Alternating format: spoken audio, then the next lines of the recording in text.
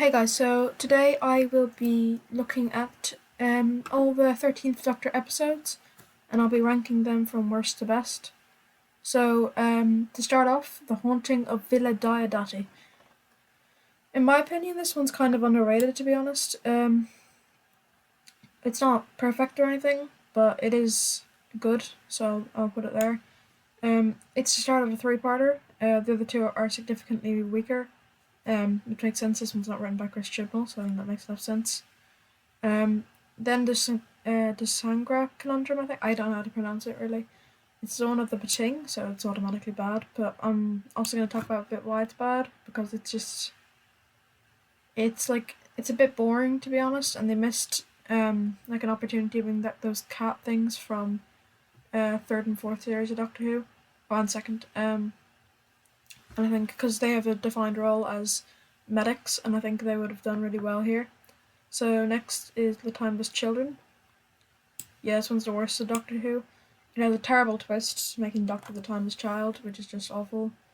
It doesn't make sense. Maybe it would have worked if she was like the experimenter on the child or something. Or maybe she just found the child, or maybe the master of the child, actually, that one could work. But yeah, it shouldn't have been the Doctor. Very bad decision on Chibnall's part. It Takes You Away is okay. It's kind of bland, but it's nothing awful, I guess. Battle of Ranskavor Avkolas is bad. It's a weak finale, but it's also not as bad as The Timeless Children because it's not like offensive to the actual plot. It's not like it's not like awful necessarily. It's just bad because it's boring. It brings back a weak villain, and it's got nothing really to say. It's just so long. It doesn't need to be as long as it is. Can you hear me? Yeah, bad. It's not great. Wouldn't say it's the worst episode ever, but I don't plan on rewatching it ever. Honestly, it's just a bit bland.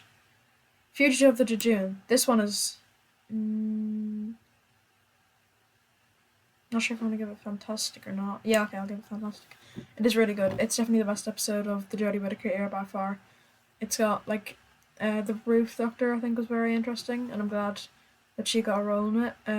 But there was obviously it is spoiled a little bit by the finale, revealing the Roof Doctor just one of like millions of doctors, which is a bit annoying. But other than that, it's like a really solid episode if you view it on its own. If you don't view it on its own, it'd only be good, but I normally do if I ever rewatch it, and I think it's a good episode on its own, and it deserves a bit more credit, I think. It's a bit like Haunting of Villa Diodati in that sense. Next is Revolution of the Daleks. Okay, I think. It's not as bad as... It doesn't get to go as bad, but it isn't good either. It's got pacing issues, severe ones. Not as bad as the Battle of Ranskor Avkolos, I think.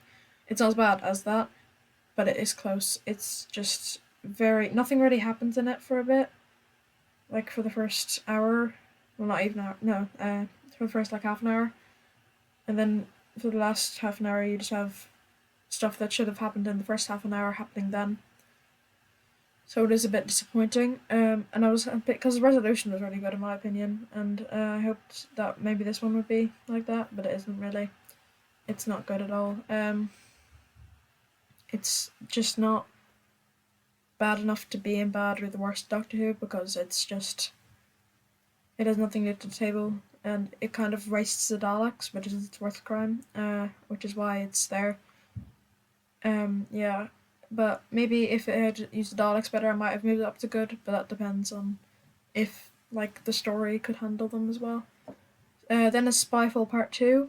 This one is good, I think. Anyway, I like the plot of it, but I don't like. I like the plot, but I kind of don't like the fact that it mentioned Missy at all. And it's also kind of let down by its first part, because, I mean, it could be one story, and then it would have solved all its problems, but they decided to make it two, which kind of just amplifies all its problems. But the second part is definitely the best, like, by far. The first one is, like, boring and just forgettable, but this part, apart from the twist, obviously, which is pretty good, But this part is way better, and it's kind of the idea of it's kind of nice, where it's just playing homage to like Bond and all that. But yeah, it's good, but it isn't fantastic or the greatest. I don't think any Jodie Whittaker ones are the greatest, but yeah, we'll see. So Praxius. Mm, not sure, but yeah, okay, it's bad, but it's not the worst of Doctor Who. The biggest crime of this one is it's boring.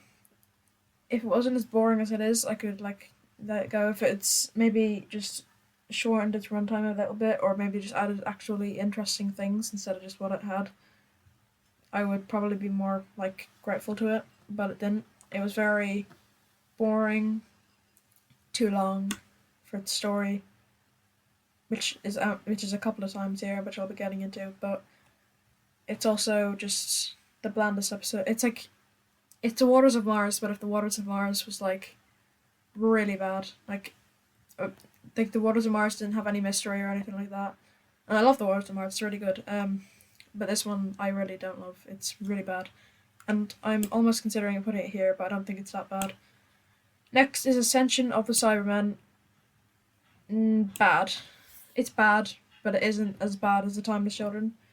It tries to set up a completely different finale to the one we were expecting, which, I mean, it's kind of obvious why, because whoever wrote The Haunting of Villa Diodati, I forget his name, he was like setting up his own finale, and then Chibnall comes in and says, I want to do Ascension of the Cybermen and The Timeless Children, so he does that, and he can't do anything about it, so that's a bit of a shame. I only think maybe if you let him write the finale, it might have been a bit better. Would have been if like it would have been like Doomsday or um like Journey's End. Well, not Journey's End, Stolen Earth at least material and stuff, or Parting of the Ways, but it would still have been good enough, I think. Next, Spyfall Part 1. Bad or okay? I think bad, yeah. It's pretty weak. It has some good moments in it, but like if it was if it was a bit better, I would have put an okay. If Missy was mentioned, that would be nice. You could have improved by just having more stuff going on, or maybe just having the two in one episode, and then that would be probably fantastic if they were both in one episode. But I can't award it that because they're both not in one episode and they're not doing very well as a two-parter. I get wanting to open your series as a two-parter, but maybe do one that could actually work as a two-parter, like um, Fugitive of the Dune could have been a two-parter, but if they'd focus more on the Dune and stuff like that. But yeah, overall not very good. Demons of the Punjab. I actually I think this one's okay. I've seen it and like I don't get why people don't like it. I think it's a pretty cool story and it's a nice historical one, but it isn't good because it's let down by villains as per usual with the historical Chibnall ones. But it has a nice message, which is good. And it's again kind of bland, but not as bland as it takes you away. There's some disappointing stuff in it, but nothing that I can like get over. It was an enjoyable enough episode, I think, just not great. Next is Nikola Tesla's Night Terror. Okay, this one is definitely the best of okay. It tries to do some new stuff, but I can't forgive it for not bringing back the Rachnos because its villains are literally just a rip-off of the Rachnos. If they just brought back the Rachnos, it would have saved them having to make up a new villain. But Chibnall didn't want to do that because he wanted all new ones for some reason. Even though he brought back the Cybermen and the Daleks. But yeah, it's not very good, honestly. It's just kind of It's got some good stuff about it though. I like Nikola Tesla in it. I think he's got some good moments and all that. But overall, not very good. Rosa. Rosa, on first release, I really liked it. I would have put in good. But on second release, it's just kind of okay. It's not as good as Nikola Tesla's Night of Terror, but it's better than the rest on here. I think that maybe it's a bit like the villain is weak, and if you're gonna explore this time period, maybe do it a bit better than this, because it kind of deserves to have like a better story than this. With some like actual related to the situations that's going on, maybe. But anyway, Also, that weirdly awkward scene at the end where they're all just like standing in a position no one stands in, where they look at like Rose's like future and stuff, and using railroad recordings and all that. It's a little bit, yeah, I don't really like it. The woman who fell to Earth. Okay. Or actually, no, okay. It's just okay. Not terrible. It's the most mediocre of these, for sure. It's not one of the greatest Doctor openers. It's probably not the worst. It's not. It's definitely not the worst series opener. There's been way worse, but it's probably the worst Doctor opener now that I think about it. Deep Breath was okay, but pretty good. And it's all right, but Deep Breath was good, and I didn't like. I didn't like the Series 7 opener, but Deep Breath was good for Peter Capaldi. The 11th Hour was really good for Matt Smith. David Tennant's one, Christmas Invasion, was fairly decent. And Rose was also really good. This one was just kind of so I can't really give it much of a reward or anything. Arachnids in the UK. Yeah, this one's bad. It isn't the worst of Doctor Who for sure, but it isn't good either. It's got some structural problems, and it's just like and the Doctor kills off the spiders, even though she's like got a mission of like protecting everyone and stuff like that. It doesn't make much sense, but that's how they do it anyway. So next, Kerblam. Kerblam is good, but it isn't great. It's got some. The message is a little bad. Like, I thought they were going to go for the opposite message, but they didn't. Doesn't mean the story's bad though. I think it does have some decent parts in it. One of the big problems is, of course, well, as per usual, the villains. But I like the idea of the like society, like the Amazon-esque people and stuff, to be pretty good. And the liquefied humans thing was kind of like gross and stuff, and it was a very good horror aspect. Next is the Ghost Monument, which is bad. Yeah, it's not great. Not the worst, I guess, but it isn't great at all. It's not okay even. It's just kind of I mean, there was actually a few cool action sequences when the plane was crashing. It had really good CGI, which is something Doctor Who normally doesn't have. But for the rest, it wasn't good. Then Orphan 55, the worst of Doctor Who for sure. Okay, so Orphan 55 is one of the worst because it tries to like it tries to do something new, and it tries to have a plot twist, and it tries to have a message, but it's all too blunt to like actually work. And they're like so in your face, and it's so annoying. And it, like the plot isn't even that good, honestly. I mean, the twist might have worked if it had come earlier in the story and let the characters breathe of it and like actually like react to it instead of it just coming at the end and like, oh, this twist now. Yeah, not very good at all. Really didn't like it. Next, Resolution. Resolution is good. I'll go with that. It's probably the best of good. It's second best to Fugitive of the Jejune in like this, and it's the best series 11 episode by far. And I kind of view this as the actual finale to the series, considering the Battle of Ranskor Av Kolos was really disappointing and bad. And this one actually wraps up the series better than that, and it's probably why it's called Resolution. It was a new take on the Daleks, Beyond the Instance Dalek, since Moffat like wasn't very good with them, I have to admit. Even though I like Moffat's like time as showrunner, that was not one of his like strengths. Yeah, he definitely messed up the Daleks on multiple occasions. The Sign of the Daleks being a bad one. I did like actually The Witch's Familiar and Magician's Apprentice. Witch's Familiar more, Magician's Apprentice was a bit boring. But I did like it. I didn't hate it. It's not the best ever. I thought it was pretty good actually for what it tried to do. And then The Witchfinders finally. I'll give it an okay. It's almost good, but it's just let down by a few things. But I did like it more than most Series 11 episodes. And overall, I do think Series 12 was better than Series 11, but there was a few episodes like The Witchfinders and Revolution and Kablam that I did like.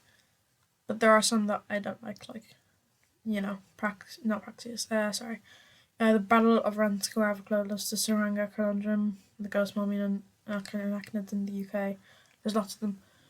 But overall, I guess I guess it was a lot less inoffensive than the 12 series. Considering the only ones in the worst of Doctor Who is The Timeless Children and Orphan 55, which are both series 12 episodes. But to be honest, it's not awful. Has some redeeming qualities.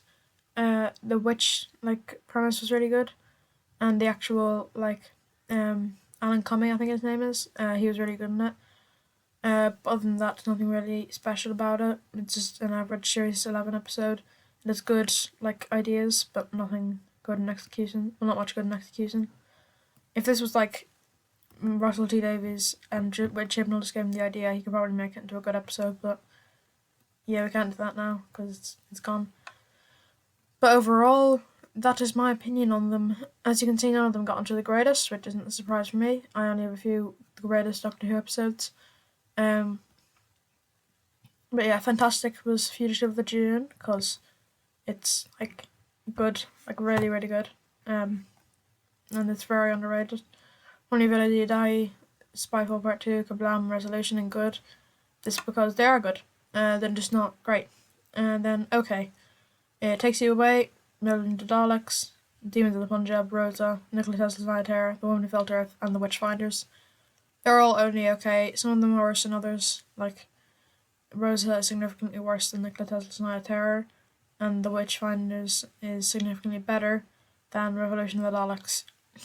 This in bad, we have the Saranga Conundrum, Battle of Ranskoor Avkolos, Can You Hear Me, Praxius, Ascension of the Cybermen, Spyfall Part 1, Arachnids in the UK, and The Ghost Monument.